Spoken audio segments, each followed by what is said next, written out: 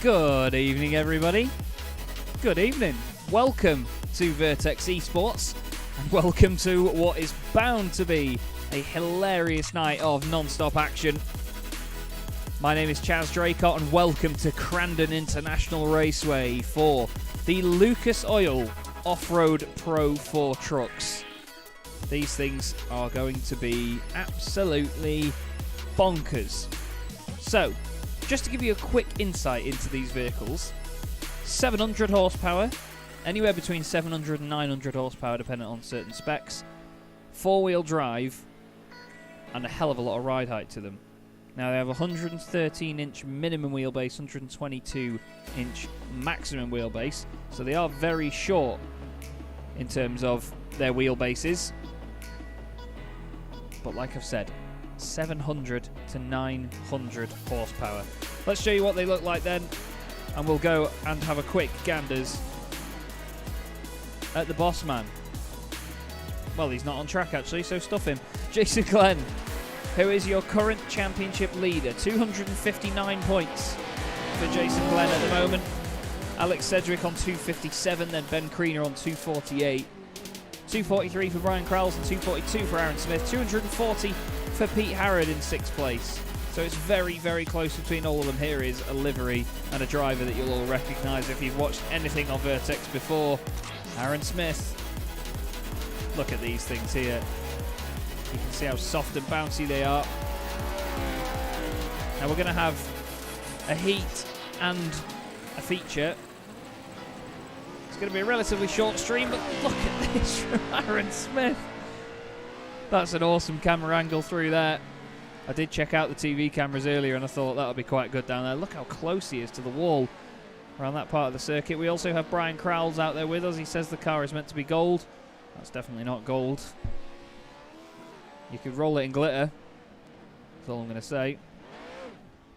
He's got a bright green dashboard as well. There's Mikey Doble in the number 88 Cami Motorsport machine, running a Red Bull livery for this evening. And very sideways indeed. Hello. Hello, hello, hello. All over the shop. Jason Glenn's just gone fastest. With a 119.1. Listen to those things. We'll go on board. Brace your ears. That's not that bad on board. Now you can see there they've got a PlayStation 2 on the right hand side of the dashboard, just in case the driver fancies a bit of gaming halfway around a lap.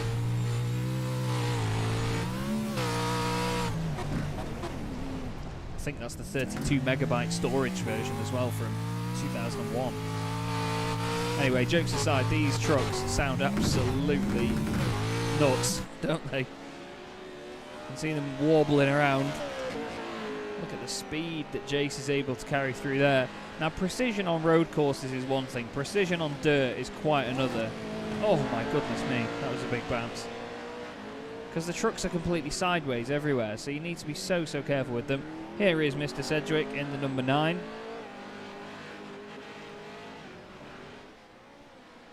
The boss man himself.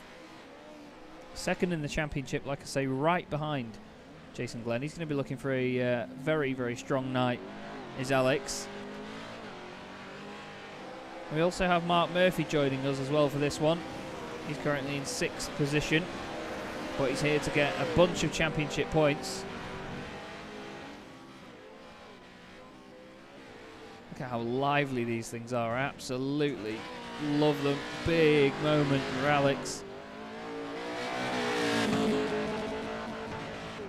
Over the jump he goes. Suspension working so hard in these things.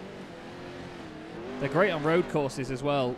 As you can imagine, with suspension like that, they can just about go anywhere and do anything. So looking at the track map, it is a very, very windy circuit, as you could imagine. And it feels like a very long lap because it's almost the length of your average Grand Prix circuit lap. Even in these things, 1 minute 19s to 1 minute 22s in the field.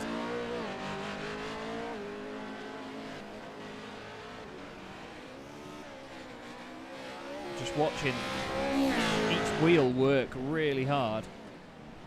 Now Alex is trying that high line. carry a bit more speed around there. Good stuff. Now, there's two little jumps here that lead you onto this long sweeping right-hander that he's going to get to, and then the fastest jump on the circuit, which you have to line yourself up for very nicely. There's the first part, and here's the big one.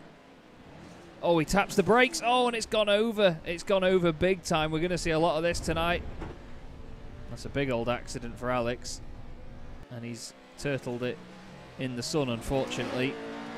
We'll go back and see if we can have a look at that. We can't, unfortunately. It doesn't count him as going off the circuit. But you could see he hit the brakes in mid-air, which stopped the rotation of the wheels, affected the balance of the truck, and it just nosedived into the ground. Oh, and Aaron Smith's having a moment as well. That's a huge bounce. Somehow keeps it going. I figured last week that Aaron runs iRacing at graphics that look like they're straight out of PlayStation 2 games. But he gets optimum frame rates. And he's very, very fast indeed. Because unless you're streaming, it doesn't matter how good it looks to everybody else, as long as you're happy with it. And Aaron certainly makes do with what he's got. And let's not forget, Aaron is a multiple event winner with us here at Vertex. And he's double Vertex Stock Car Cup champion. So he's got incredible pace and incredible talent. Oh, there's a big roll in the background. Who was that? Was that Alex Cedric? No, it wasn't. It was Jason Glenn. Jason Glenn had a huge, huge roll. Let's go with Mikey Doble, see what Mikey's got commitment-wise.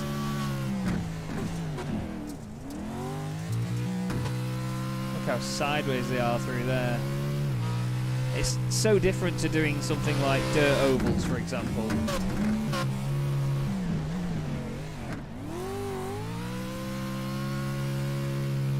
It's just a completely different kettle of fish.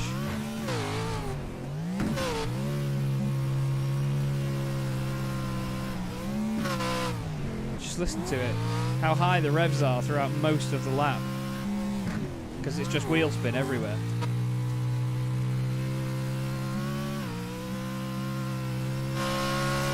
Oh, and then suddenly, bang! Suddenly it gets some growl into it.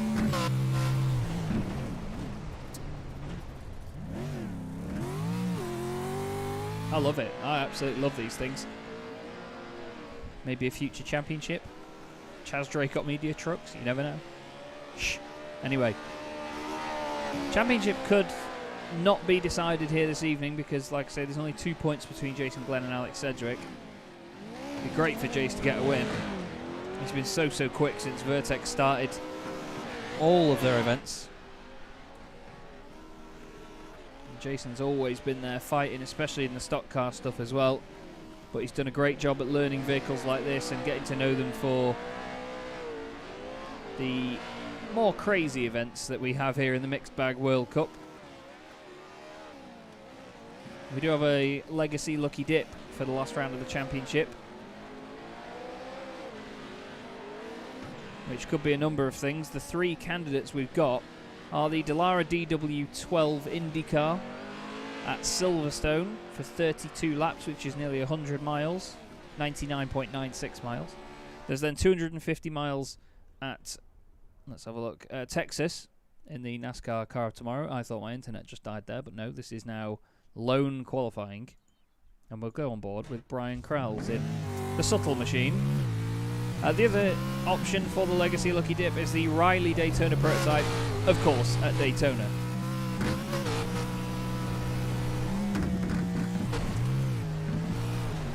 So, we'll stay on board with Brian, see what he can do.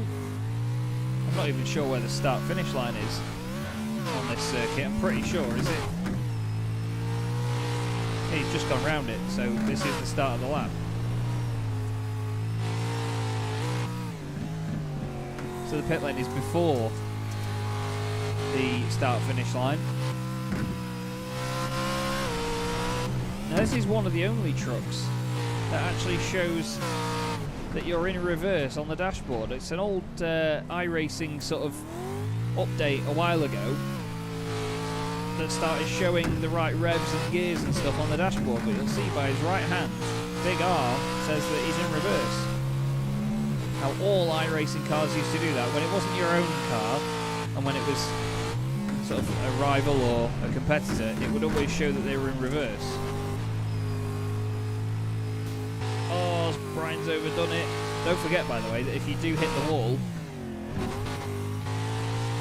then that's an incident point and it invalidates your lap time. Oh, he digs a wheel in there, does Brian. Lights it up. Now this is the final corner he's coming into now. Gets it all the way over to the left. Opens it up. Tries to carry the momentum. And now he's crossing the line. Let's get things started. Although Aaron Smith's done his... Whoa, hello, sunshine. Scared the life out of me.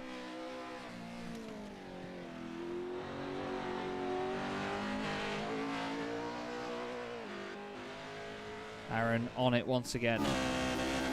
It's got the nose camera, so we'll see just what it looks like from the very front of the bodywork. You can hear him patient on the throttle. He waits to put the power down.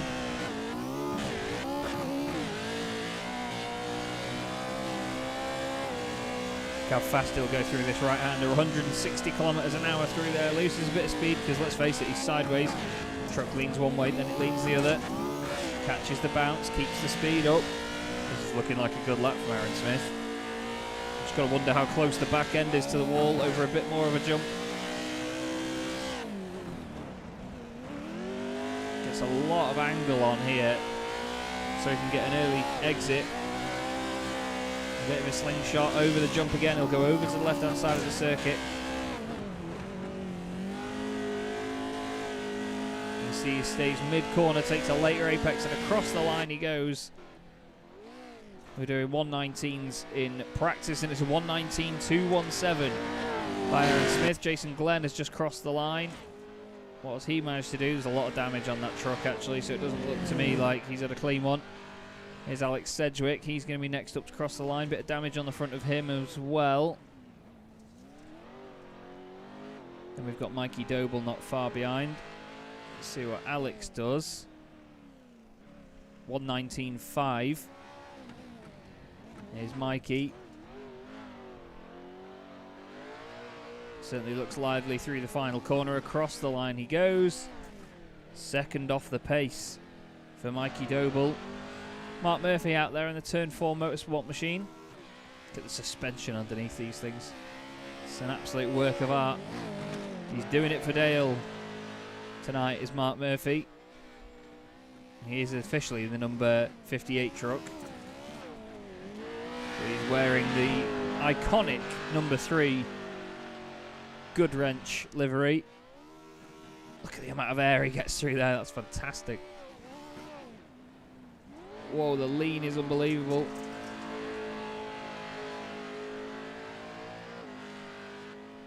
Looks like they've just stolen a load of dishwashers on the back, doesn't it? Wow, completely drops the revs. Builds them back up, manages the slide. Across the line goes Mark Murphy, a 121.953.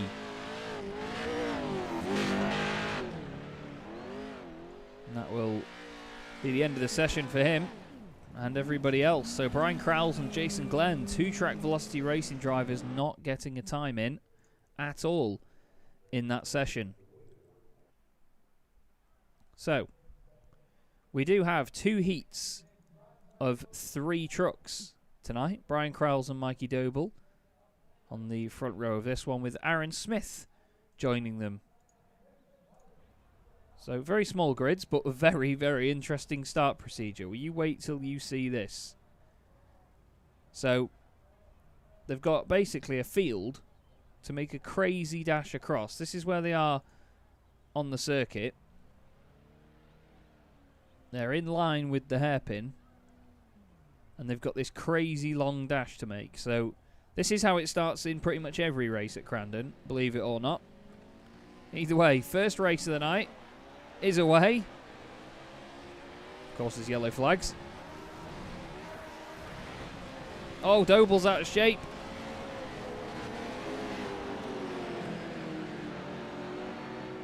And Smith tries to go round Crowles. And is that an actual yellow flag? That doesn't look like full race pace to me.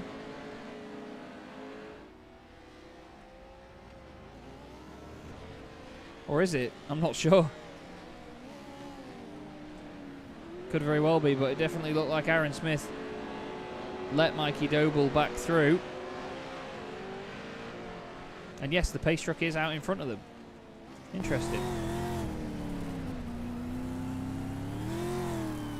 Very interesting indeed. You can see the yellow flashing light on the dashboard there.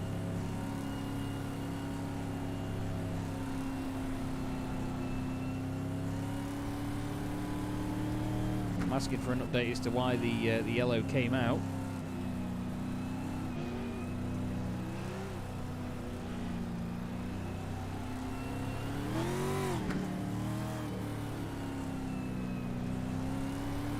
But unfortunately, it's sedated the racing very quickly. However, we're going to get a rolling start.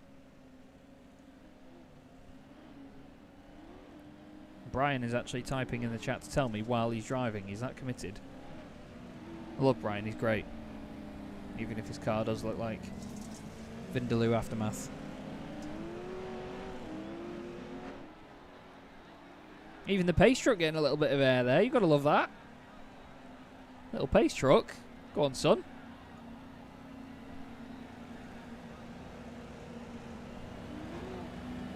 There is the iRacing official pace truck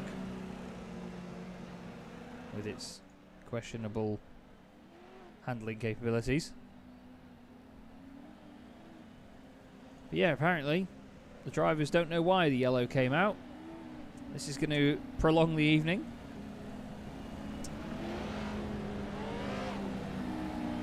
And you know what, I tell you what, just for entertainment purposes, we'll quickly drag him in. Brian, can you tell me what type of curry was it that influenced the design of your vehicle this evening? Well, I'll tell you, Chaz, it was supposed to be gold, but I came home as I saw the 8-minute mark show up, so I was like, oh crap, let's just put something together. And I thought it was going to be more gold. Yeah. Apparently it's not. Yeah, it just looks glossy to me. I'm not sure if you uploaded the spec map or not, but... No, I haven't had the time. I love it. That pace truck looks good for me, doesn't it? Yeah, I was about to be saying to the guys, like, in this interesting segment of the race. Yeah. It's subdued it slightly, but are you nervous or excited for a rolling start? Bummed. I had a good start, which I wasn't really expecting, but no, it should be fun. These things are really fun to drive. I mean, sliding around, and they can take a little bit of a bunch, so it'll be interesting to see when the guys are behind me to see what's going to happen here. Yeah, I'm intrigued to see it as well, mate, but I'll throw you back into the madhouse with them lot, but thank you for speaking to us, and we'll see you in a bit. Yeah, no worries. Cheers. Okay, and I've had the word from Bossman as well, Alex Sedgwick, that he doesn't know why, but iRacing just threw a yellow as soon as they went green. So no clue why. Potentially with the trucks being off the road, maybe something to do with the server settings or something like that. It's conflicting with them being that far off and stationary. Either way, the guys will definitely entertain when they get back racing again. This is Brian Crowles then leading the pack. You can see that the pace truck still has lights flashing on the top. They're not the most obvious lights in the world. Brian just going alongside to check it out. But yeah, they do have the yellow lights on the top, so there will be another lap after this. So it's going to be a 4-lap dash to the sprint. Hopefully we don't get the same in the second race, but part of me tells me that we will. But either way, we get through. Nice little quad bike on the infield there. Quite like that. Brian's certainly getting very friendly with the pace truck right now. It's maybe a bit too friendly through the chrome, Brian. You can see iRacing needs to work on their reflections there. That's clearly not reflecting what's behind it. Still. They've made a better sim than I could make. The pace truck doing its job at the moment anyway, so we should not mock it. Now Aaron Smith, you'll have noticed, went in the pits. And he was in for 3 seconds. Oh, he did have damage at the front of the truck, actually. Quite a lot of bodywork damage. So he's had that fixed. This is a pit stop at Crandon. It's very, very tiny pit lane. There's the pit crews with their tools and all sorts in the giant boxes. You know which one Aaron's is because it's yellow, although he's missed it. Gets a fast repair and off he goes. He's behind there somewhere, sneaking away. Ready? Boop. There he is. Anyway, he's currently in 3rd place out of the 3. Not sure how many of them will go through to the feature. I think the whole lot of them will, but it'll just determine the grid for the feature race.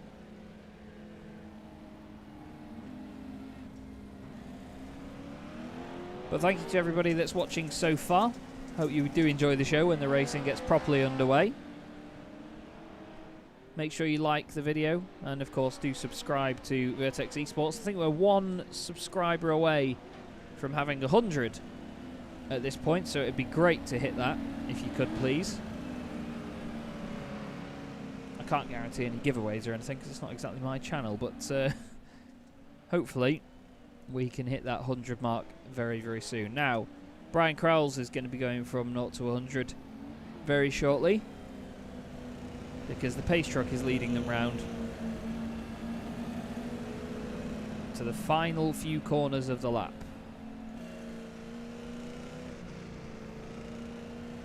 And these hugely, hugely powerful monsters will be unleashed. He might actually go right now, like the pace truck. He has. Now, does Brian go now, or does he go later? They've not practiced this, because we didn't expect to get yellow flags. We'll have to see. Brian's gone, though. And jumping through the air, he leads the way, then, into the final corner. And here we are, then, back underway at Crandon. Wheel going through the bodywork there. There's that much jump on it. Bouncing around all over the place. Mikey Doble has made a mistake and lost a spot. Aaron Smith goes through as they go through the weight transfer right to left. Aaron was really good on the dirt in previous rounds, so you can expect him to do well here. Fastest in qualifying, of course. Oh, and he's had an absolute smack in the rear there from Mikey Doble. Mikey just holding him up, potentially. Having a bit of a jump and a skip around in the background there was Mikey. He had a right moment off the line as well at the very start of the race. Brian hugging that wall so closely on the inside. I'm not even sure he meant to be that close to it. Aaron flinging that thing around. Look at that. They're incredible to watch. Aaron is on pace at the minute, though. He looks really quick here. Very nice and tidy on the way in. Gets the truck straightened up really quickly there. It's all about balancing the angle of getting it turned in but carrying the speed through the corner.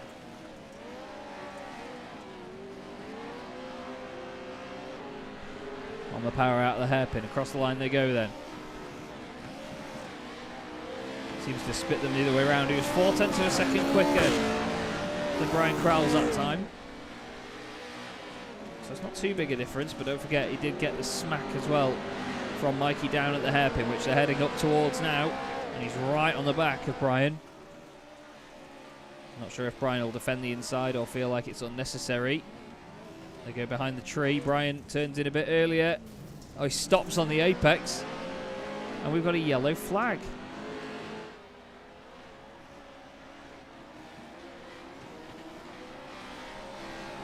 That's very strange.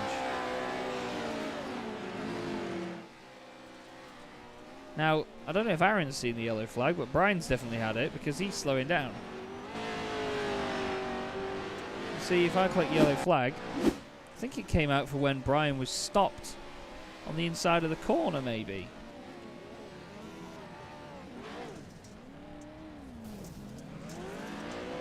That's really, really strange. But the top two seem to still be racing at full pelt.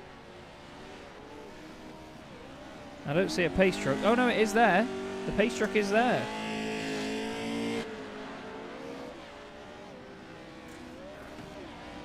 How very strange indeed.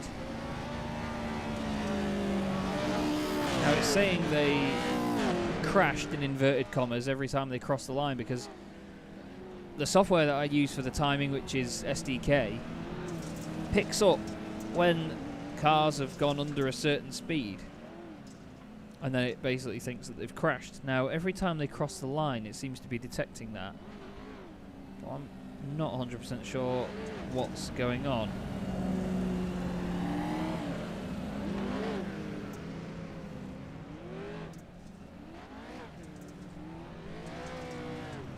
It's a real shame that, because it's really affected the racing here.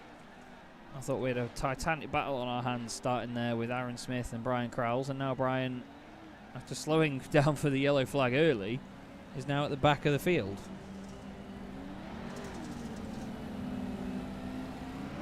And Aaron Smith is having a bit of a blink in and out as well.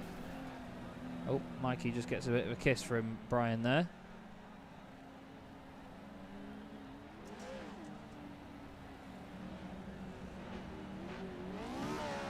So, just had a word from Alex. He says we're not quite sure why it's throwing the cautions, because it shouldn't have automatic cautions on, because it's not an oval. Oval racing is where iRacing picks up an incident and causes a yellow flag. But it just seems that they're incredibly sensitive for some reason. Now I've still got us on lap 3 here, which is very intriguing.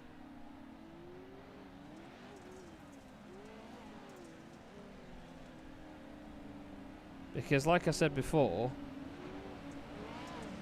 when they cross the line in SDK, it says they've crashed.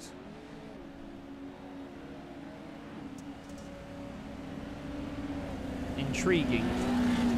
Very, very intriguing indeed.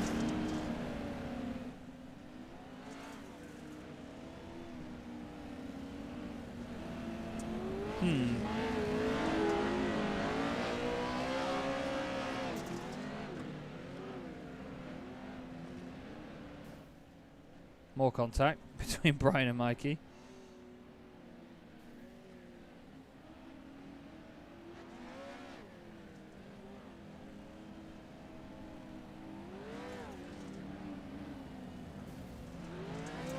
I think we're just going to try and figure stuff out here in the background.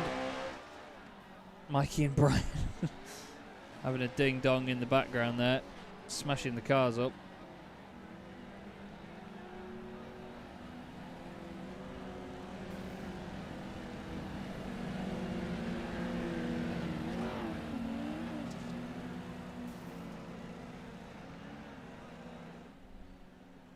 Apologies though, just communicating with Alex behind the scenes just to try and see if there's a solution, see if there's anything we can sort out, because we don't want these yellows to be detracting from the racing, you see. So yellow flags here freeze the timing.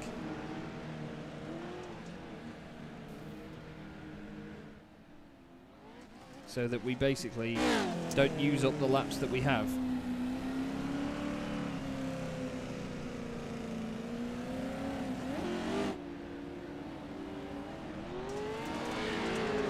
We do have the checkered flag coming out apparently. What?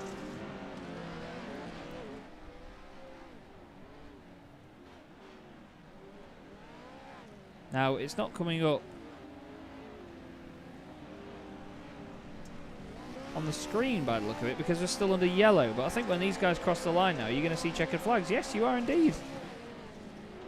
How bizarre. How very, very bizarre. Well, this is the grid for your second one then. Jason Glenn, Mark Murphy and Alex Sedgwick. And we ran out of time in the session, that's why it went to checkered flag that first time.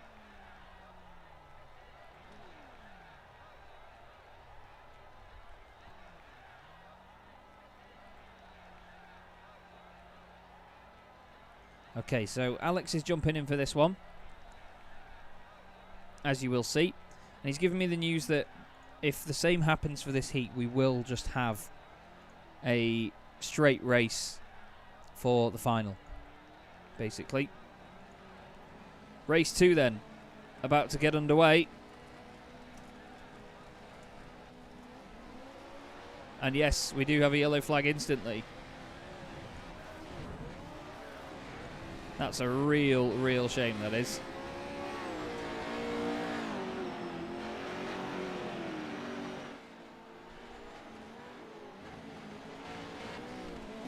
That is a real shame.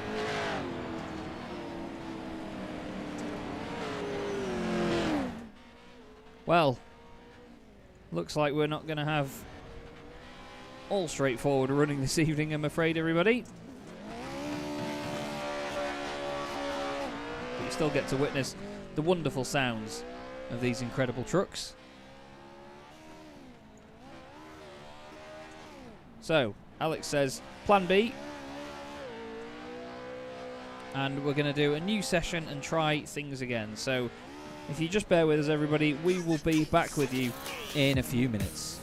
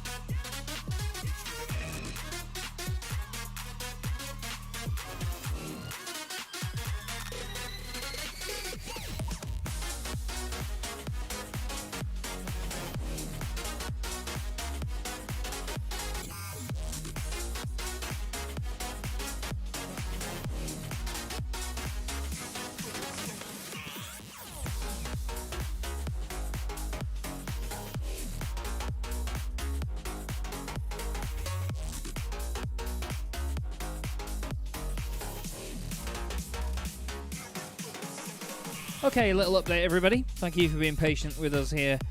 We are just getting the other session up now. Alex has just informed me that the session will be live any moment now, and we should be back in and racing once again. So we'll be right back.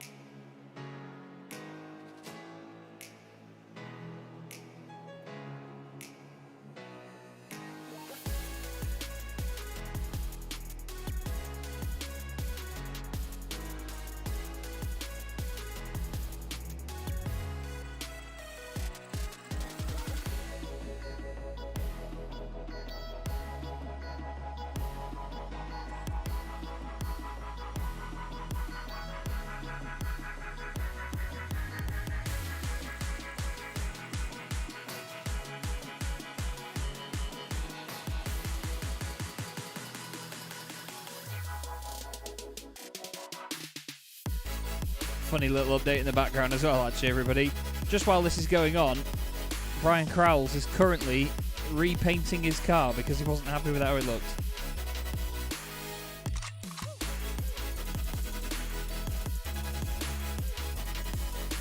What a guy. Okay, we're getting into the session now, everybody, and we'll get this race back underway.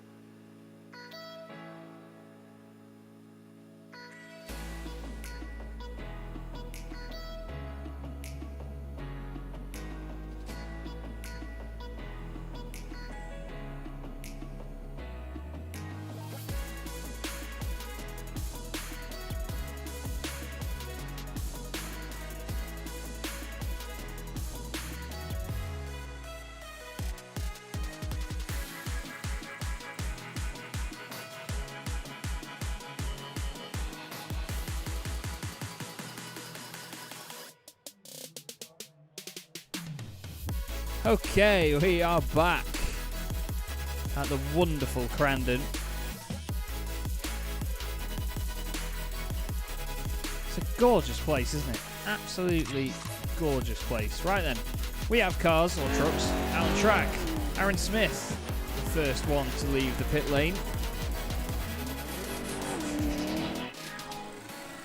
And they now enter into a quick practice session. And then we're going to rerun the heats, basically. So you get to watch Aaron launching this thing about. Doing an absolutely incredible job of it as well. So fast is Aaron. Always exciting to watch. Now Brian Crowles will be a little bit delayed compared to the others at the moment. He's just got in the session now, so we'll see his newly painted truck and see just how good it looks. I wonder what the chopper camera is like here at Crandon.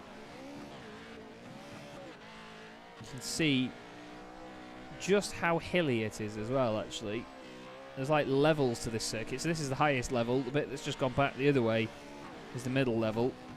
And then Aaron's about to go over the crest of the hill here, down towards the lowest level of the circuit. Oh, straddling that wall. I'm not sure if side draft works in these things, but still. Aaron is trying to make it so.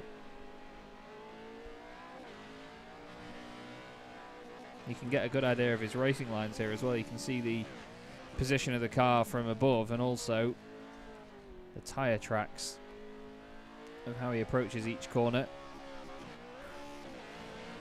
Interesting how this view really doesn't show you the bumps. So all of a sudden the truck just leaves the ground and it's really confusing from up here. Look at this driving. It's absolutely glorious to watch, isn't it? Oh, he's just... I had to say it, didn't I? I had to say it. I think the session may end very quickly. I think Alex is going to pop it onto qualify now. Oh, we have the heats. So we have heats again. Interesting. So it's just put them straight into them. Mikey Doble, Mark Murphy, and Jason Glenn. First of the two heats. So we've got a nice mix now compared to what we had before. We've got all of our fingers crossed that there is no yellow flag. And the first 8-lap heat of the night, take two, is away. And we do not have a yellow flag. So we're underway racing properly. Look at them hop, skip and a jump over the grass. Mark Murphy is at the back. Mikey Doble down the inside. Look at Jason Glenn around the outside. Incredible run from Jason through there. On board with Mark Murphy all over the shop. Sideways, sideways, sideways. Mikey Doble gets ahead. Mikey Doble nearly kissing the wall. Jason's having some of his usual internet issues here. I've been having a lot of them recently. I've risked it for this evening. I risked it for a biscuit because we had an engineer around today that seems to have fixed the problem. However, I touch wood when I say that. But still, we're back underway and properly racing again then. Mikey Doble, second place at the moment. He won't like that. He doesn't like having cars in front of him.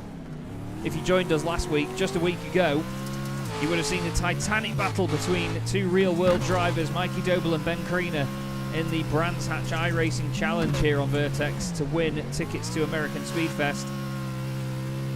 And he had an insane battle with Ben. It was so enticing to watch.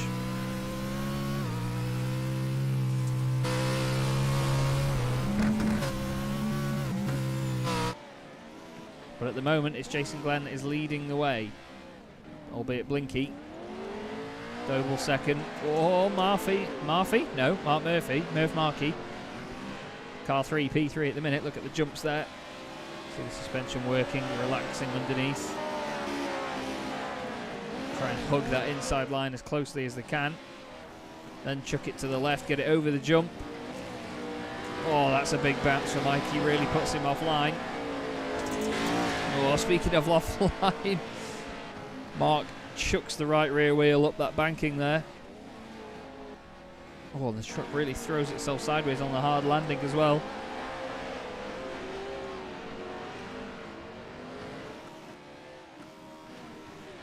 Now, can Doble chase down Glenn to take a win out of all of this?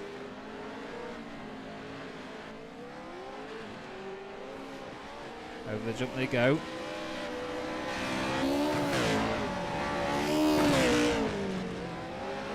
Interesting, because the lap times are coming in at 2 minutes 10. I think there is an issue with the timing on this circuit somewhere. It's very strange, because it's definitely not been 2 minutes and 10 seconds. Let's have a look at the session time. Yeah, I think it's actually counting them fully. Their lap times seem to be showing as just whatever the whole time of the race is when they cross the line. Either way, they carry on. Jason Glenn is flying at the moment, but unfortunately we can't show him because he's blinking in and out. Oh, Mikey pushing hard around that final part of the circuit. That big jump. It's easy to overdo it. That's a big jump in itself, isn't it?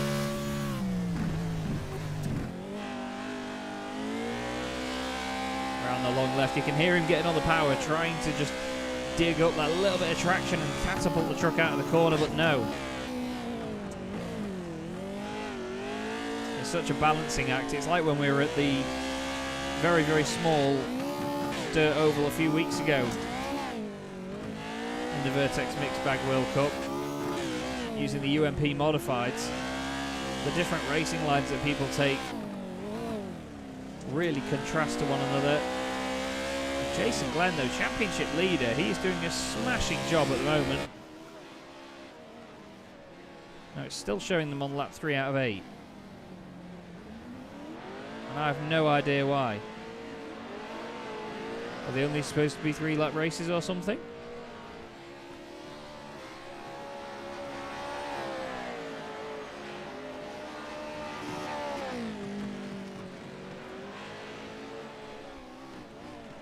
Very intriguing. There is definitely some sort of fault or issue here with iRacing, unfortunately. Oh, Mikey's made a big mess of the hairpin there after the jump and lost a lot of time. Mark Murphy's going to come chasing after him and doing what he can do best. Now let's keep an eye on Mikey actually as he crosses the line. So he's going round the second to last corner. He's got a big jump to go over, and then he's going to fling it back round to the right.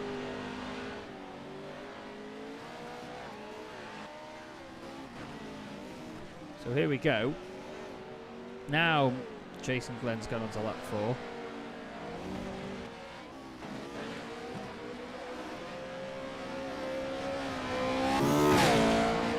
Interesting. Could potentially be something to do with Jason's connection. He is blinking in and out a lot, as you could hear then as well. Come on board Mikey, there is Mark in the background.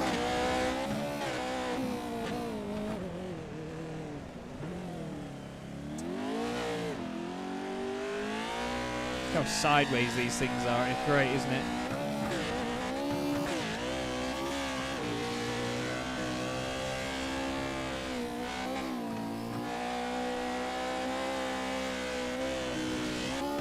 Here's a big jump. Oh, bit of clipping through the floor there as well to go with it. Oh, big sideways from Mikey Doble. Oh, and he's nearly in the wall. Wow, that was a close moment there.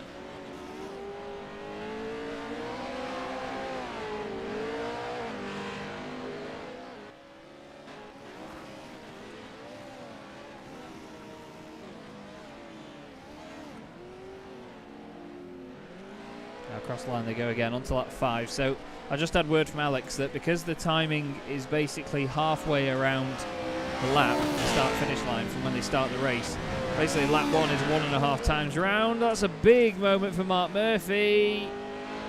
Very, very big moment indeed. Wow, surely that fence isn't safe.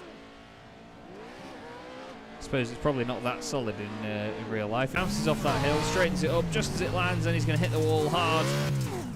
He's lucky it doesn't go over, to be fair. He gets back underway. So a bit of no man's land for the three of them at the moment. Jason Glenn leads the race. He's got a lovely Chaz Draycott media sticker on the front of the truck.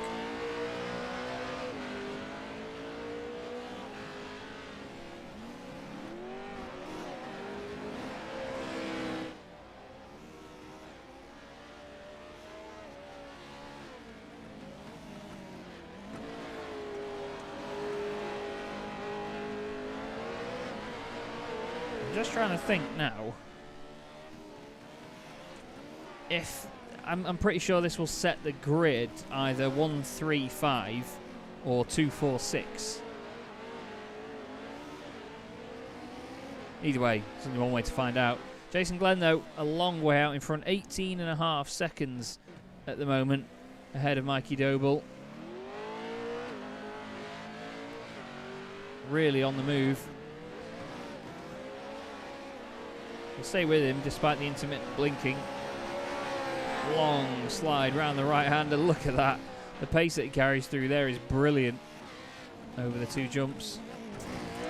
And again, he lives in Scotland, so he probably drives on roads like this every day. He's got the home advantage.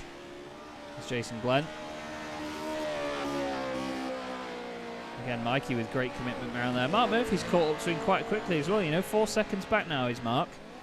So even despite his accident earlier, I think Mikey Doble's had his own issue. Let's have a look. Oh, wow, Mark. Wow, oh, wow. Yes, sunshine. Keep your foot in it. You've got to love that. Right, let's see what happened to Mikey. So this is on the previous lap. Going to the jump. Oh, heck. Oh, it's straight lined. Oh, and then it's completely gone around on him. Over the bank he goes. Oh, I imagine that's quite a scary moment.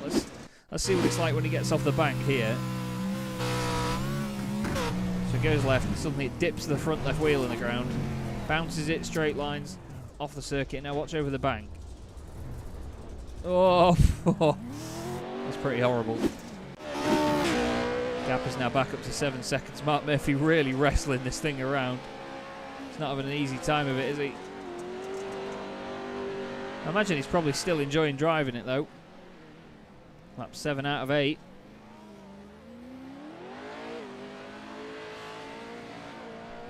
One more tour to go after this for Jason Glenn.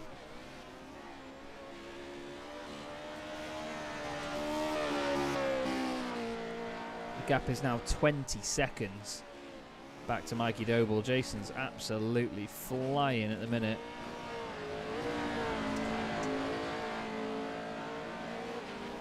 You can see the groove in the circuit as well. Really getting worn in now. As the dirt gets pushed away, Doble goes a bit wider onto some of the thicker dirt around the edge, hoping to get a bit of a slingshot. Spins up the rears on the inside as it starts to go a little bit more slick. Yeah, you can see he's just cutting into that groove a little bit more on the edge of it now, just to try and get that extra traction. We're on to the final lap then for your race leader, Jason Glenn, who is now 21 seconds out in front. It's been an incredible performance so far.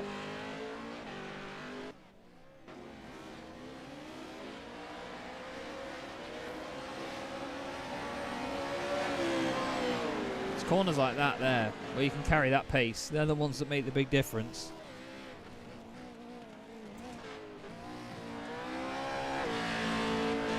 There's only a handful of corners left to go now for Jason Glenn. Big air time there. Hard on the brakes. Long slide round. Now we saw the rear wheel come through the bodywork before and thought that was an issue, but the bodywork can pass above that rear bit of bodywork because it's all open, so we'll keep an eye out for that. But Jason Glenn takes the first heat of the evening in a very dominant drive. 22 seconds ahead of this man, Mikey Doble. We'll see what the gap is when he crosses the line. That was an absolutely beautifully clean one for the Scot. Mikey just didn't have an answer for it, I'm afraid. Hard on the power out the final corner. It was 22.9 seconds in the end. And here's the flamboyant Mark Murphy doing it for Dale. Great showmanship at the end. Big slide through the thicker dirt on the right-hand side. And I imagine he's going to want a beer before the next one. That's a nice fire pit. Anyway, here's your grid then. Alex Sedgwick, Brian Crowles, Aaron Smith. Three of the most exciting drivers in all Vertex competition. You've got double Vertex Stock Car Cup champion, Aaron Smith. You've got, of course, real-life NASCAR driver Alex Sedgwick. And his old mechanic at Brax Racing, Brian Crowles, in the middle. So this is going to be a very interesting situation. All very quick and all very eager to get the race underway then. Here they come, piling towards us, ready. 2 jumps. 1, 2.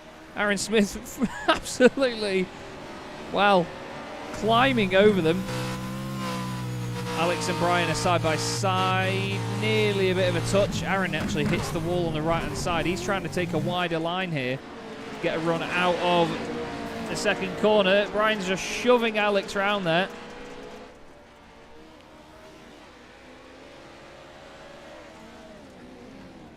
Right then, into the hairpin.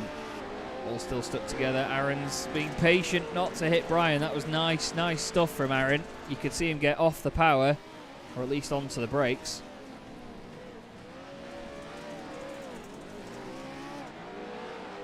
Cedric still leads them. Now this is coming up as lap 2 right now, but this is actually still lap 1. So I think it does this until it ticks around to lap 3, and then it ticks around again. Contact between Crowles and Cedric. At the very midpoint of the corner.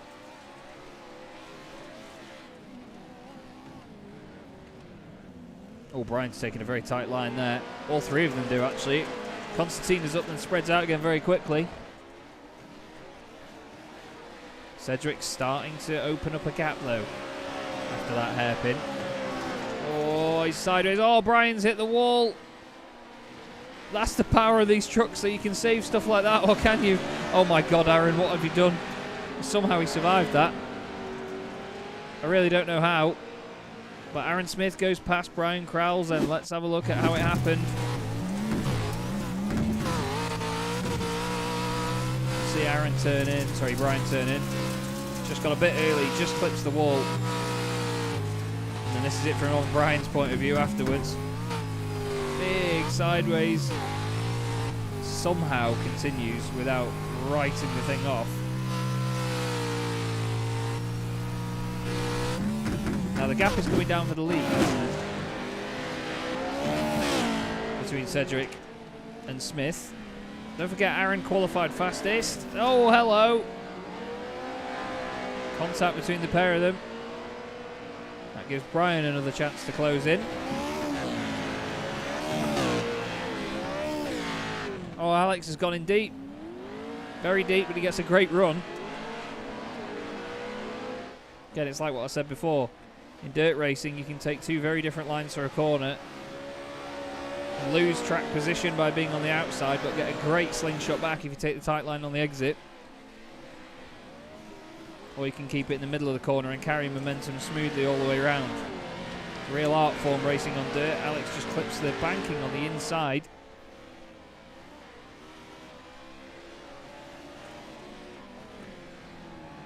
Aaron just clips the grass a little bit on the way in. Alex climbing the bank on the inside again.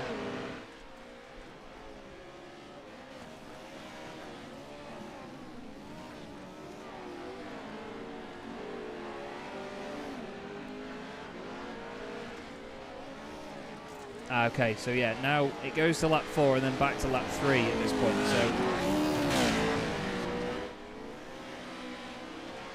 this is now the 3rd lap of the race.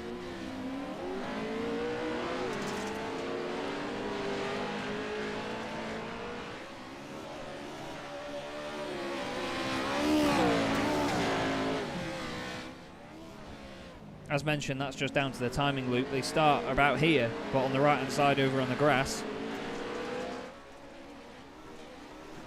And then they've got almost half a lap before they cross the line. And then iRacing starts counting it. It gets to lap 3 and then realises. So I'm not quite sure why lap 3, but oh well.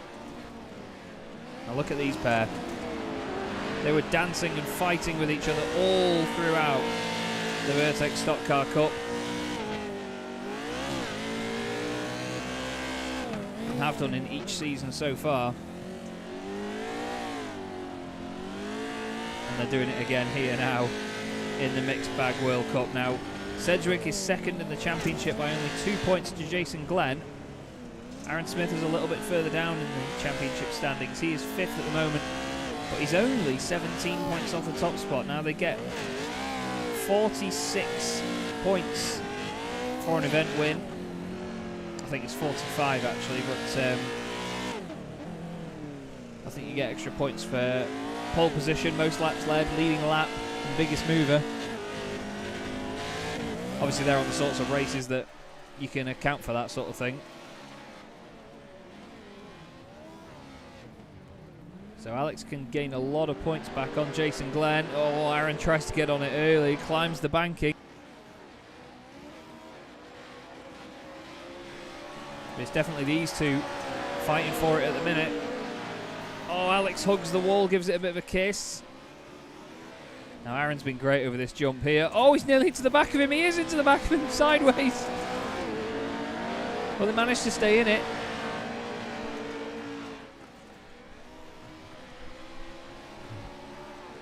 Great fighting from the two of them.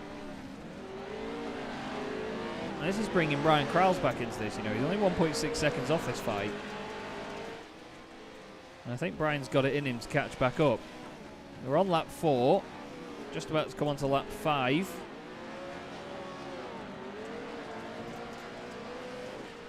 So here we are. We're now into the second half of the race.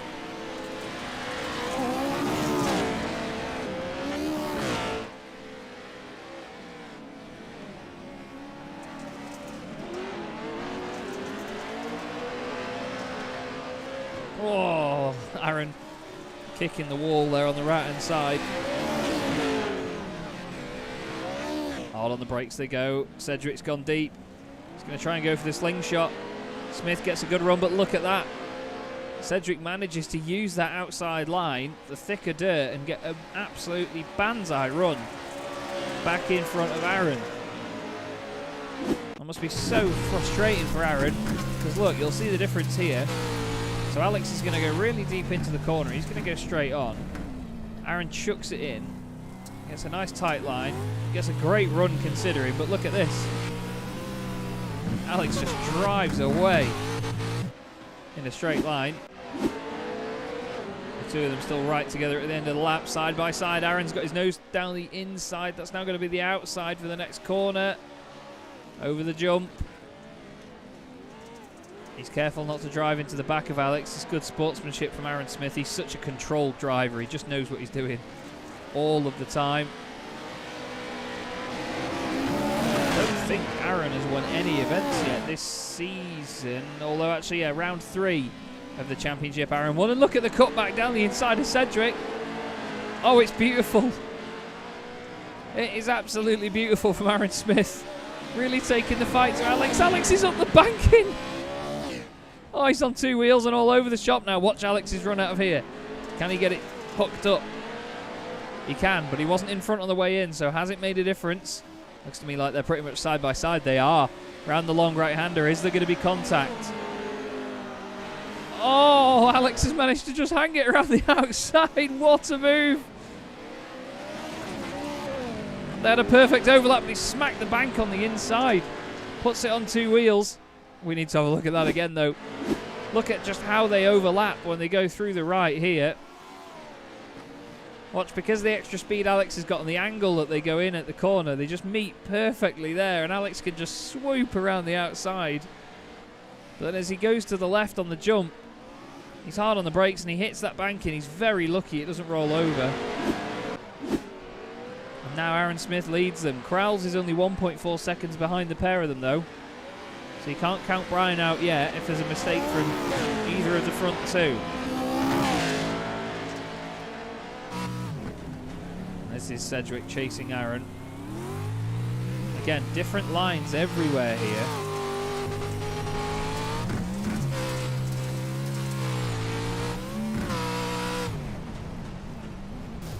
Oh, and there's big contact. Big contact between Alex and Aaron. Aaron loses the right rear off his truck. I was just checking something on the timing to make sure it definitely had ticked over and I don't get caught out. Suddenly there was an almighty bang. Look how close Alex is to that wall. Both of them were really, but Alex even closer. Aaron has a humongous jump and a humongous bounce. Brian does the same. They're all learning how much you can chuck these things about, aren't they now? In more and more experience, less and less bodywork.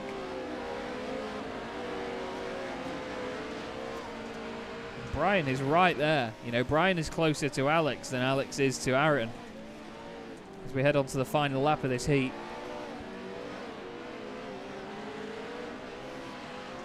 Oh, Brian runs out very wide, but it's Mr. Smith that leads them at the minute then. Oh, but he's hit the banking quite hard there. That's upset his rhythm.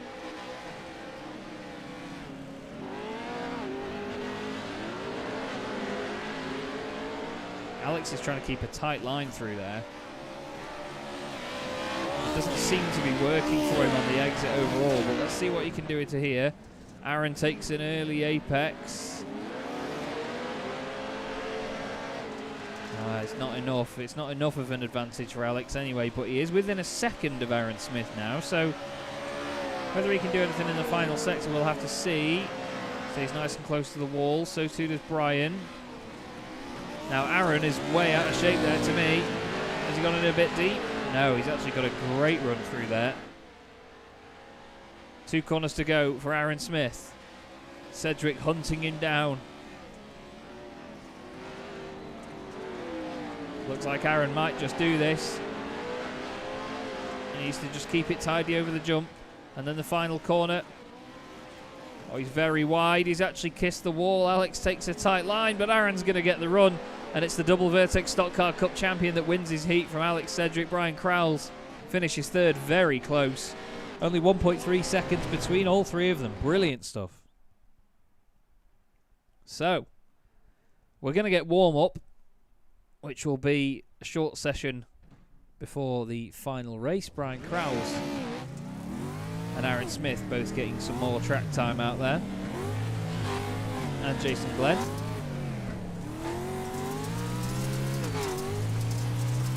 But awesome racing so far. 2 very different races. One of them very spread out. Wow. One of them very spread out. And one of them very close all the way through. Shows you the mix of racing you can have here. And yes, we may again have a small field here, but it's the quality of the field that we've got that you need to consider. We have some epic drivers in this championship, and we are very grateful to have all of them.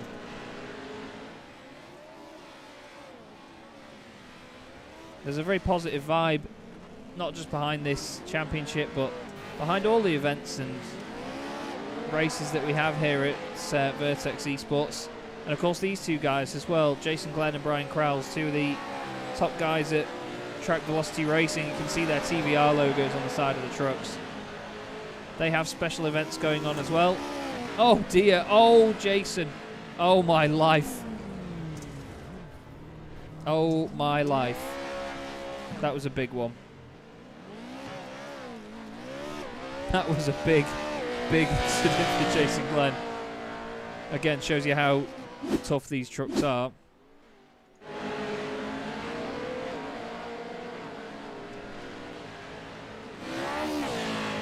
We'll have to go on board with Jason and have a quick look back at that. So there's the initial contact at the hairpin. We'll get this in slow-mo when he goes over. So we'll see what initially caused it. So Brian lands this jump, hits the side of him. It lands on its side already. Then it goes on its wheels, but it twists on its rear. It slides up the hill on its rear. And that is strangely majestic. And then somehow, because of the suspension in these things, somehow lands it. I think Brian's actually... Yeah, Brian rolled as well. I didn't know that, but Brian had a massive roll of his own. Flipping heck. His was even worse. I think Jason's was a bit more glorified. Let's see if we can get a closer view of it.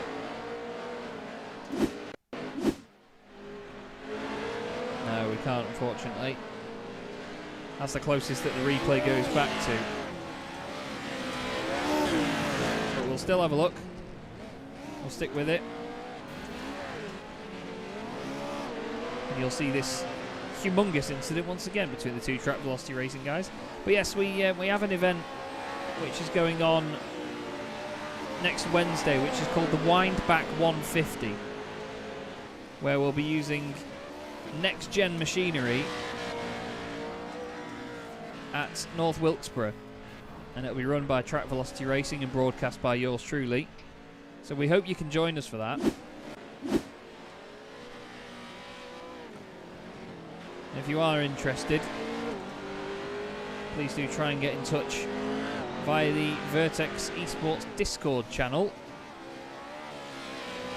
to which I will put an invite in the YouTube chat. So if you jump in there, you'll find the Track Velocity Racing events have their own channel in there as well. But the Windback 150 is bound to be a lot of fun. Now it seems Jason's internet sorted itself out here, you know, he's not really blinking in and out or anything, so that's good. Not just for Jason, but for us as well. It means we get a smoother view of what he's doing throughout the race.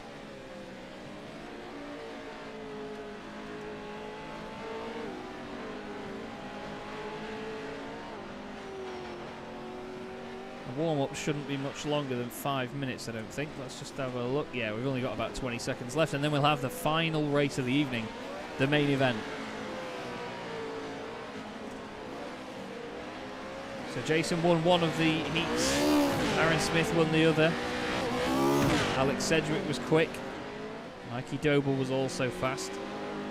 Mark Murphy and Brian Krause brought up the rear of their respective heats, but they'll still be looking to make an impact as the race goes on. So warm-up is over, and we will get the final race of the evening underway. Jason Glenn starts on pole position with Aaron Smith alongside him. Then it's Mikey Doble and Alex Sedgwick. Mark Murphy and Brian Krause round out the grid. But what you'll see is that inside just means... Sorry, pole position just means inside. For this, we've got a 12-lap feature.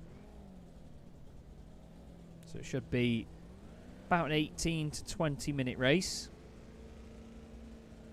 We just wait now for Alex Sedgwick to take to the grid. There he is. And the feature race here at Crandon in the Pro4 trucks is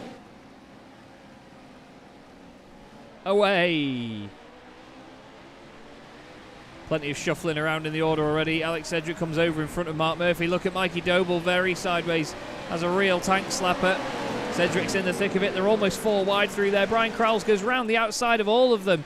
The man that finished last in his heat Tries to overtake his teammate and championship leader Jason Glenn. He needs to be careful about this because don't forget, Jason is the championship leader from Alex Sedgwick, who's trying to go all the way around the outside now in the black, white and red Avanti Vertex number 9. Brian swears to defend him with his life. Mark Murphy's gone a little bit deep.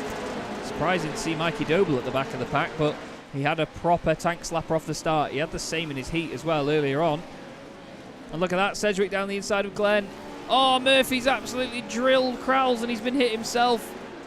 There's a traffic jam with Smith and Doble. And now Mark Murphy's lost the front right piece of his truck. But we need to look to the front because Alex is all over the back of Jason Glenn.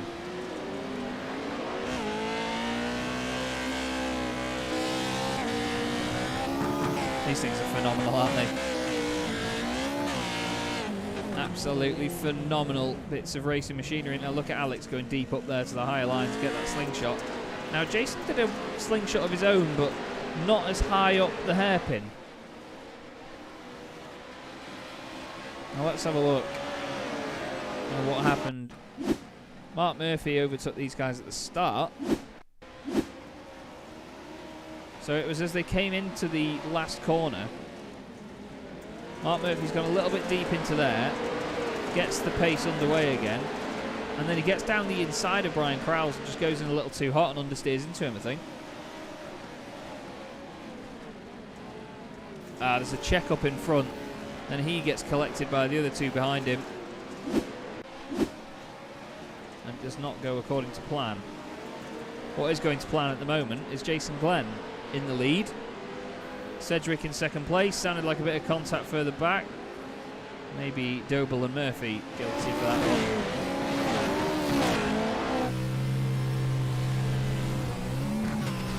You've got to sort of accommodate for so much extra space in these things. Look at them, they're all over the show.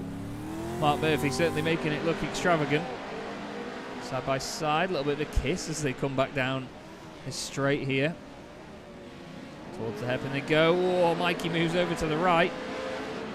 Hard on the brakes, chucks it in. Hard on the power.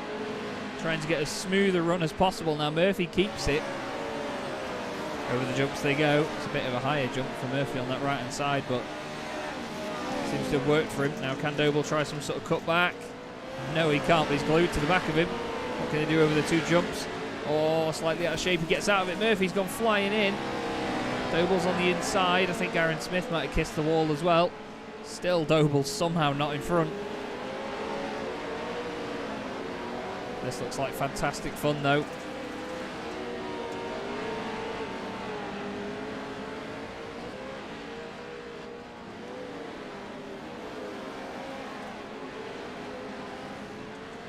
Oh, back down the inside. Has he made it work as Mikey? He's making sure that he doesn't run into Mark. It's nice fair racing from him. Yes, we are now on to lap 3 of this race. So the timer has ticked over again. Murphy hits the inside banking, then goes to the outside, clips the grass. Somehow Mikey not making contact with him at this point. And it's incredible racing by Mikey to do so. I'm keeping my eye on the lead battle, by the way. Mikey Doble does go through into 5th. Gets the better run than Mark Murphy, who then pile drives him into the hairpin. Oh, it's excellent, isn't it? Now, just ahead, we've got Brian Crowles 3rd. Aaron Smith is caught up to this train through great persistence and flamboyance. Wow. I hope the stream looks okay as well, by the way, everybody. Do let me know how she looks. I've tried to up the bitrate for this evening. I'm that confident in the fixed internet that we have.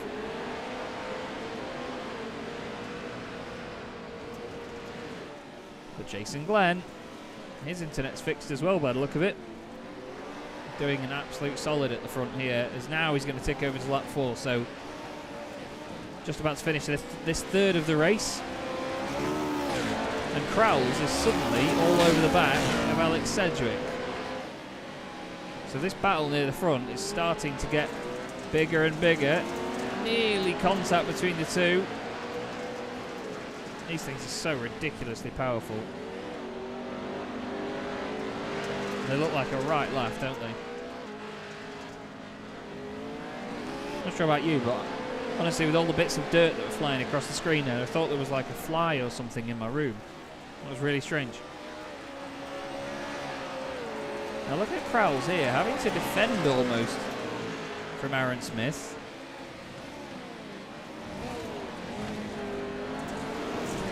Aaron takes a slower run through the jump, but look at that oh my life, look at that inside line I was about to say. I'll tell you what, you can't get more inside than that from Aaron Smith.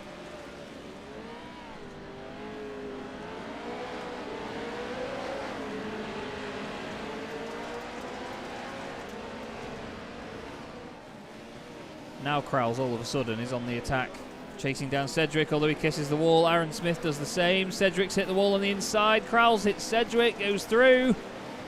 Can Aaron do the same? No, he can't. You get to see that suspension working in even more detail. You could say that was a bit cheeky from Brian Crowls, but at the end of the day, he's gone and done it. And now, oh, Cedric launches it up the inside. Smith and Crowls then make contact. This is all helping Jason Glenn as he moves ahead and drives off down the road pretty much. Oh, Aaron's out of shape. No, Aaron, what are you doing? Oh, Mr. Oh, heck. Oh, Mr. Smith. Oh, Crowls has gone through past Alex. No, he's not. Aaron. Oh, Aaron. I can't help but laugh, mate. It is going back a little bit to look at what happened before. So, Cedric hits the wall on the inside. Crowls into the side of Cedric. They both continue. Aaron does his best to make sure he doesn't hit Alex. Then does his best to try and see if he can get through. You'll then see Alex gets a great run out of this right-hander. Ryan's wide. Alex chucks it up the inside. More contact as Aaron tries to find space. And then all of a sudden, he goes over to the right-hand side here. And he can't get out of that. And then all of a sudden, we're going to hit a wall. That one. Big stone wall. And then you see Brian trying to get past Alex. So your double Vertex Stock Car Cup champion is out of the race. That's a real shame for Aaron. But it's one less contender for this man to worry about. Jason Glenn up at the sharp end, as he has been all season. He's been incredible this season, is Aaron. Aaron? No, Jason. Get all the names right, Chaz. Flipping heck. It's been a bad night for names. I'm sorry, everybody. But yeah, Jason's been fantastic this season. He's been great to watch throughout all seasons of the Vertex Stock Car Cup, getting stronger and stronger. I remember his legendary run that I commentated on with Chris Dawes at Watkins Glen. No, it wasn't Watkins Glen, was it? It was Road America, where Jason made tyres last so long in the Xfinity cars until he could carry on no longer. Aaron Smith in the chat. Oops. Yes, oops indeed, mate. I'm afraid that was one of the most entertaining incidents I've ever seen, but I'm gutted to see you out of the race because that was looking like a very, very fun three-way fight there. But this is now second and third. We're at the halfway point, or just over it now. Until lap 7. Mikey Doble is 9 seconds off the back of this fight. So he's in a bit of no man's land here, unfortunately. He's trying to just keep it tidy around there. It's very difficult to amend your lines in these cars, really, or trucks.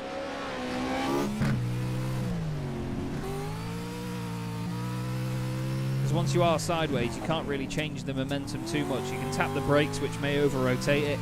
You can get on the throttle, which may mean that you run further wide than you planned.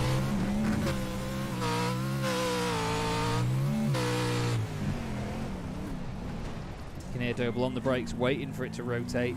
Smooth on throttle application, mid-corner. And hard on the power on the exit, putting all of the power down. Over 700 horsepower in these trucks. Some of them running up to 900 horsepower. It's incredible power. Oh, Doble goes over to the right. Takes a wider line on some of the dirt that's not quite been as run in yet. iRacing doing a great job on the dirt, to be fair, in terms of how it develops and how some dirt gets kicked out further around the edge of the circuit like that there that you can see Mikey Doble running through. That's some of the thicker dirt that's like marbles, essentially, but very exaggerated, of course, on dirt. pretty much offline. The entire surface is just marbles, as it can get on road courses as well. Back with your leader. Jason Glenn has a 3.5 second lead over Alex Sedgwick, who is then 2.6 seconds ahead of Brian Crowles.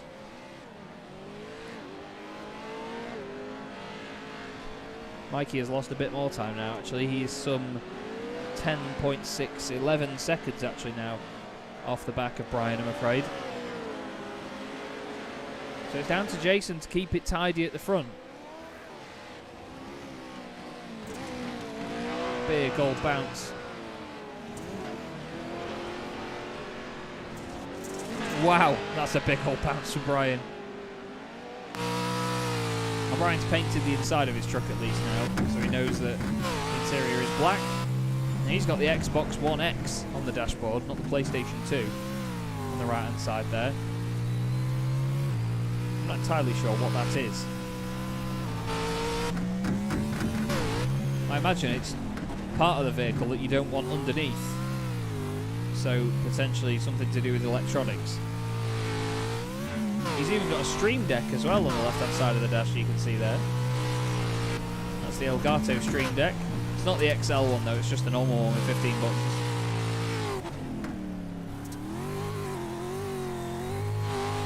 You can hear the whine of the gearbox sort of fluttering almost as he gets on the power.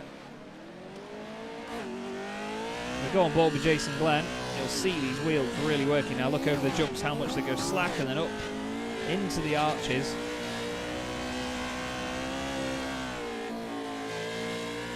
See where the dirt's been worn away there. Over the jump again.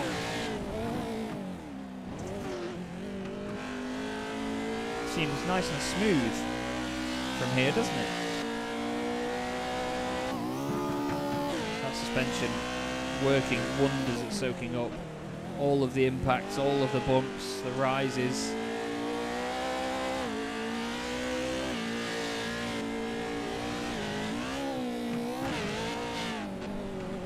Look at the sheen on the surface as well. iRacing's done a great job at modelling that sheen. Certainly does look good. Across the line again then, onto lap 12 now for Jason Glenn. Epic job he is doing.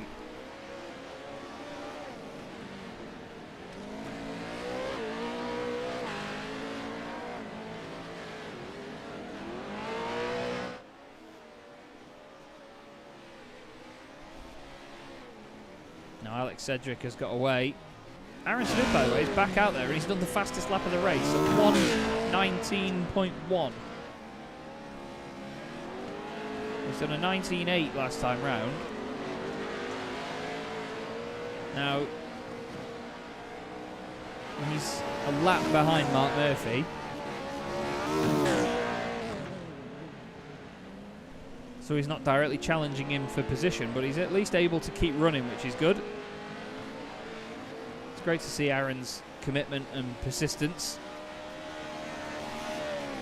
Now, Alex has just texted me while driving. Don't do that, kids, but in the sim obviously you can get away with it. He's just he's even followed up his text by putting hardest texting and driving ever. He has texted me while he's been in the sim before, yeah, during yellow flag periods on ovals, but never in trucks like this. I can imagine that was pretty feisty. Fair play. Because he still did a 1:21.3 last time round. That's some 1.5 seconds off the pace of Jason Glenn, so you can tell he's been texting. Still one more lap to go after this one, and the truck with my logo on the bonnet is winning the race. I'll take that all day. Alex second. Brian starting to close back in as well, you know. Oh, big slide though. Big slide. You can see how shiny the top of the jumps have become and how the dirt has been flicked over them onto the exit. Oh, Brian's gone wide there on the way in. Could give him a slingshot through. Oh, he's very sideways though. I don't think that's going to have helped him. See how smooth he can get it over the jumps. That looked like a nice one through there. That's a very nice one indeed.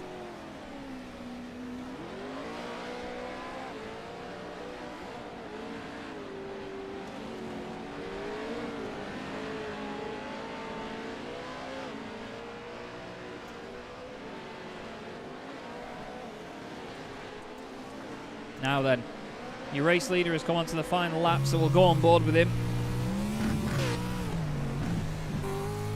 And just see how this looks from Jason's point of view. With the circuit being worn down, drivers getting tired, you need so much concentration in races like this. This is going to cement a very, very strong championship campaign for Jason Glenn. He will extend his championship lead, not by too much, to Alex Cedric, but he's not losing any points to anyone if the race finishes this way. We've got a handful of more corners to go. Not the smoothest jump in the world through there, but he's got 7 seconds back to Cedric now, so he doesn't need to worry too much.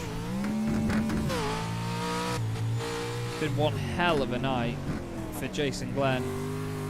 Hats off, sunshine. One more jump and one more corner to go, and the number 55 Track Velocity Racing driver edges one step closer to the championship in the Vertex Mixed Bag World Cup. Lights it up, and across the line goes Jason Glenn. What a brilliant performance. Absolutely untouchable this evening. Alex Cedric finishes second. Brian Crowles grabs third place. I think after his earlier heat, he probably wasn't expecting that. Now Mikey Doble has got Aaron Smith right behind him on track, but they're not fighting for position at this point. Aaron is a lap down. But Mikey crosses the line for important points in his campaign. In fourth, Mark Murphy's just had a big moment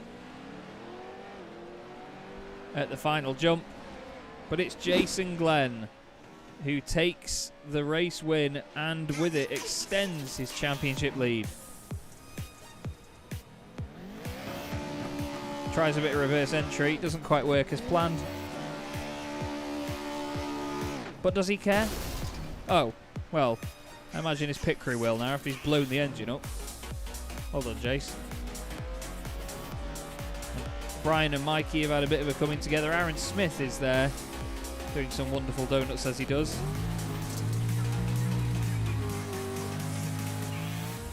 Aaron ever the showman. But we have our race results, everybody. Jason Glenn takes the win by 7.3 seconds to Alex Cedric. What a great performance that is. Brian Crowles finishes third. Good points tonight for Brian. Mikey Doble finishes fourth. Mark Murphy is fifth. And an Aaron Smith, after the very entertaining but unfortunate incident, is one lap down at the back of the pack. So, we'll have a couple of interviews and a few people to speak to, I imagine, after that very exciting race. And something very, very different this evening, which has been a lot of entertainment. However, we speak to, first off, our race winner, who's just blown his engine up and given himself a big invoice, Jason Glenn. Jace, you must be absolutely over the moon with that, mate. That seems to be completely flawless from you tonight. How do you feel?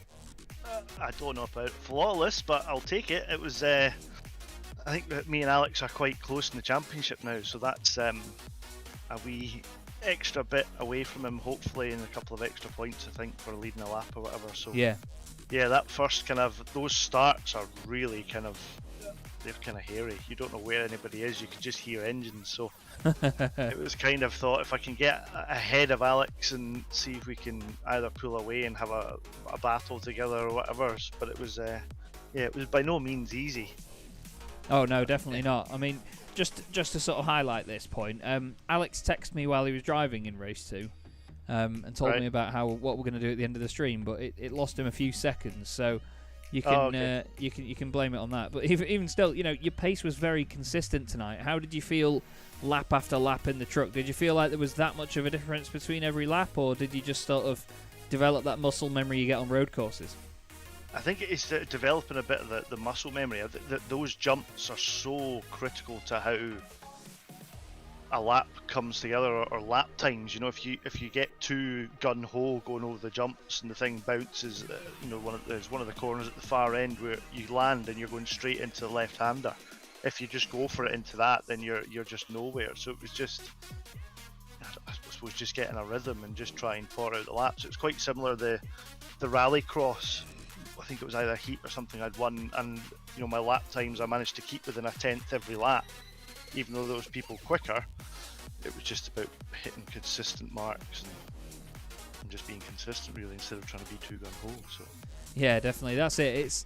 It's all nice and exciting when you watch these things being hurled through the air as fast as possible, but a lot of the time you have to be very controlled over those jumps, and it seems that obviously you mastered that tonight. Now, of course, we're going to do the draw in a minute for what the final race is going to be for this season, and it's either Dallara DW12s at Silverstone for nearly 100 miles, that's 32 laps, so like almost a full Grand Prix. The NASCAR's Car of Tomorrow at Texas 2009, which will be 250 miles, or the Riley Daytona prototype, of course, at Daytona for an hour. Which one of those three would you prefer? See, since me and Alex are in a championship fight, and he's a NASCAR driver, anything other than NASCAR. But I think the DW12s round the old. I mean, to me, that Silverstone track is the real Silverstone. The modern one, as much as it's good, it's not quite the same. And the fact I'm hopefully, if COVID allows, going to be going to Silverstone with a group of guys I used to race karts with, that it would just be quite fitting if it was Silverstone. So for me, Silverstone would get the nod. Well, fingers crossed that gets pulled out of the hat for you, mate, and I'll make sure that I try and hide any form of a NASCAR draw being the result. But either way, Jace, fantastic result again tonight, mate. Is there anybody you'd like to give a quick shout out to while I've got you? Just to you, mate. Again, great stream. I mean, there's my dad comments on how good your commentary is, and says that you'll go far with what you're doing. Alex, you very much. Again for running the series. Just the other guys who turn up every week and have a good race. Brian and Ivan for all the fun we have. I know Danny was watching, Chris and the Owen and Cole as well. So just all them. Thanks, mate. And yeah, we'll see you in a couple of weeks, hopefully. Yes, indeed. Well, next week as well, we've got the Wineback 150, which is coming up very soon, which will be nice and exciting. But thank you. Hats off to your dad as well for watching, and thank you very much for the very kind words. It's nice to have the support. But pleasure as always, Jace. Great to see you get that win, mate, and hopefully we'll see you wrap up the championship in 2 weeks. Oh, you've jinxed it now. I'm a commentator, mate. It's my job. I'll speak to you soon, mate. Cheers. Right, cheers, mate. Catch you later. Brilliant stuff. You've got to love Jason Glenn. Such a great guy to speak to. And another fantastic guy to speak to. It was always a good laugh. In the Korma coloured machine, Brian Crowles joins me. Brian, that the heat may have not gone to plan with third, obviously out of 3, but third overall at the end of the night. It's a good result, isn't it? Mugged. Mugged. No, it was a weird one why that happened, but no, it was a great race in general. I mean, the long feature race was it was intense with Alex at a few moments, but I like the hard battling you can do in these trucks. Yeah, that's the thing. You can have a lot of contact, a lot of different lines, as I've been talking about tonight. You saw Alex going very deep into the hairpin, but getting a great slingshot off the corner. You can get away with the contact as well. I mean, Aaron Smith had most of the race with no front left corner on his truck, and then obviously he rolled it like mad behind you. But I mean, to race them, they look tricky. Is it hard to extract the time out of them? Yes, it's not hard to drive them. It's hard to drive them quick. You need to understand that it's really about momentum in these things. Yeah. Because you can throw it in and make the corner always, but to really get a time down, you need to keep the momentum in. And actually, what I found is the quickest to go around is to try and make it behave like a road car. Try and not slide it too much into the corners. Just really try and keep that momentum in. Well, it certainly looked like a lot of different lines were developing over the course of the race. People seem to get used to the trucks more and more as that feature race went on. I mean, even as the heat races were going on, we saw the times going up and up and up, or well, down and down and down as they're supposed to. And pretty much everybody was in the 119s, 120s by the end of the night. So it's been intriguing progress. Do you think you'd race these things again, given the chance? Yes, 100%. I really love these things. It's just either I'm not finding enough events, or in general in the iRacing official stuff, there's just not enough people turning up to this. It's so much fun to drive. Yeah. Well, to be fair, I mean, I gave them a go earlier today, as you saw for the thumbnail of the event. Chucking it over the jumps as hard as possible was basically my only aim, just to get as much airtime for a fancy picture. But even then, I had the rig out to practice for an event on a different sim recently, so it was the first time in a while I'd had a chance to jump on iRacing, and I bought this truck, bought the track, and give it a go. And it is a real hoot, so I'm really, really pleased that you guys have found the same tonight. We've got great footage of you right now going completely gung-ho over the jump, rear wheel pretty much going through the arch, but they deal with a lot of punishment, and you certainly made sure that the truck knew who was driving it tonight. But either way, mate, good stuff for the championship. Is there any particular favourite that you have for next week between the Indy cars at Silverstone, Car of Tomorrow at Texas, or Riley Daytona Prototype at Daytona? I'd actually be quite interested to see the IndyCar at Silverstone, just because we've been doing a lot of, well, as you know, a lot of NASCAR stuff, and it's low downforce, the trucks, the dirt oval, it's all low downforce. I'd be interested to see what some of the regulars will do with a high downforce car. Well, I'm intrigued to see what comes out as well. We'll have to see whether the NASCAR Car of Tomorrow comes out, just for some unknown reason that Mr. Sedgwick is going to be drawing it, but we'll have to see, mate. Yeah, but, completely unbiased. Yeah, obviously.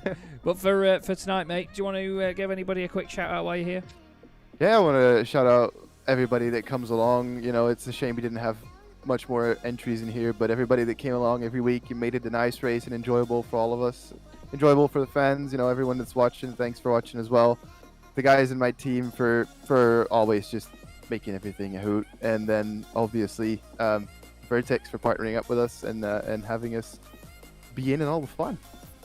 Cracking stuff, Brian. Great to speak to you again, mate. Thank you very much for joining us. Well done on your result, and we'll see you in 2 weeks. Actually, no, we'll see you in a week for Wineback 150. Yes, sir.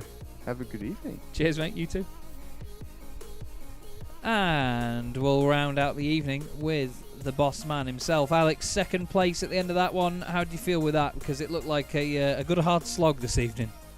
Yeah, absolutely. You know, I had my usual limited practice, so I was happy that I was able to A, figure out what I was supposed to be doing, and B, be relatively competitive. But yeah, I knew Jace was just that little bit faster than everyone else, so I was trying hard to get in front of him the first lap or so, and I thought, you know, if I could get in front, then potentially would be able to hold him up, and he could get caught in everyone else's mess, and I could run away. But that plan didn't work out too amazingly. But second place is still pretty good. You know, had a good fun battle in the heat with Aaron, and then a little bit of a battle with Brian, and unfortunately Aaron had an incident. Otherwise he'd have been involved as well. But yeah, fun racing. You know, very fun cars to drive, and yeah, it's been an interesting one.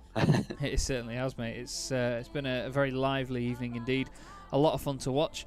Now, before we make the draw for next week, I have to ask, is there, I mean, I think we all know what the answer is going to be, but is there a favourite of the three that you'd prefer us to be racing in? Absolutely. I think you can guess which one it might be. The cars of tomorrow. Yes. Yeah, single-seaters and me on iRacing don't gel very well. So although it's a lot of fun, I think the Dallara would be a tough one for me. Obviously trying to beat Chase and win my own championship. The Riley DP is a lot of fun as well. So that one I'd be the Dallara is the only one that I probably wouldn't want it to be.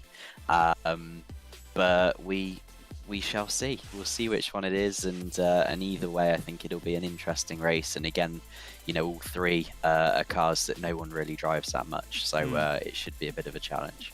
Yeah, definitely. I think that's one of the main things. You know, it's not like we're racing three sort of cars that everybody knows inside out, or at least, you know, one person has a definite history with them. Obviously, we've got yourself with the NASCARs, but, you know, with all the other drivers, you know, it's not like there's a big group of them have raced them before, and we've got a few drivers coming in that haven't touched that car previously. So there's always that unknown, and I think that's what this season's all been about. So I reckon it's going to be a good finale. But yeah, absolutely. I mean, even with the NASCAR, you know, a car of tomorrow is still so night and day different to a current Cup car. It's like double the power, double the speed. You know, everything's just much more insane. So even with that, it's a learning process and something to adapt to. So it should be, either way, no one's going to have it easy. No, definitely not. It's certainly going to be a difficult night. But without further ado, would you like to let everybody know what we're going to be having? So, well, just to recap, we've got the Dallara DW12 at Silverstone, the Legacy Silverstone from 2008, 32 laps, nearly 100 miles. That's pretty much 3/4 of a Grand Prix, I think. NASCAR Car of Tomorrow, the absolute missile that it is at Texas, the 2009 Legacy layout for 167 laps, which is 250 miles and change. And then it's the Riley Daytona prototype at, of course, Daytona Road Course for an hour-long encounter there. Now, those Rileys, I think, to be fair, I'd have to jump into practice myself in that car, because that thing is such a fantastic car to drive. It is a right laugh. A right laugh. Well, there's only one way to find out what it's going to be. So I've got a random generator up. Okay. Obviously, there's only 3 options, so I will click generate, and we'll see what comes up. I'm scared now. And so it is option 1. So it's the Delara at Silverstone. So it's the bad one for me. Oh, now. So well done for Jason Glenn for winning the championship. That's going to be absolutely fantastic to watch, because it's like, as Jason said before, you know, we've got proper Silverstone, like the old school Silverstone, an incredibly fast car, and in road course spec as well. They just look absolutely amazing. I watched the Belle Isle Detroit Grand Prix recently, first ever full IndyCar race that I've watched properly, and they're just, I have to say it, it's just so much better than Formula One. It's like British touring car sort of stuff where anyone could win it, but in Formula One looking machinery that just looks even better than F1 cars. So yeah, looking forward to that. And well, I hope that you get some time to get some practice in, mate, because by the sounds of it, you're going to need it. Me too. Yep, just a little bit, but yeah, that'll be an interesting one. Obviously, we'll see who comes out on top there, and obviously who wins the championship. Well, I'm going to go get driving that now for some screenshots for next time's thumbnail. But thank you very much indeed, Alex. And of course, as always, do you want to give anybody a quick shout out before you go? Yeah, absolutely. Obviously, thank you to everyone taking part and watching, and thanks to you, Chaz, obviously for broadcasting and making it all look very cool. So yeah, thanks to everyone involved, and obviously, hopefully, we can get a few extra guys on the grid as a one-off for Silverstone as well. See if you can come and beat us all. Yeah, indeed. I'd love to do it and commentate live from the car, but I'd probably swear too much.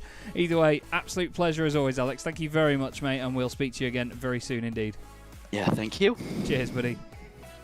So there you have it, everybody. We are going to be racing the Delara DW12 at Silverstone, the Legacy Silverstone from 2008, in 2 weeks' time, to finally round out the Vertex Mixed Bag World Cup. We started what feels like a long time ago at Imola in GT3 cars, but since then Jason Glenn has been top of the pile. He's done an amazing job all season in every single car and track that we throw at him, and he could potentially wrap up the championship there. But that is all for now this evening, everybody, from Crandon. Thank you very much for watching. We hope you've enjoyed the show, and I, Chaz Draycott, will see you in a week's time here on the channel as Track Velocity Racing and a bunch of us here at Vertex put on the Windback 150. Don't forget to head over to vertexesports.com if you want to check out a bit more and get involved. But for now, have yourselves a great evening. We'll see you soon.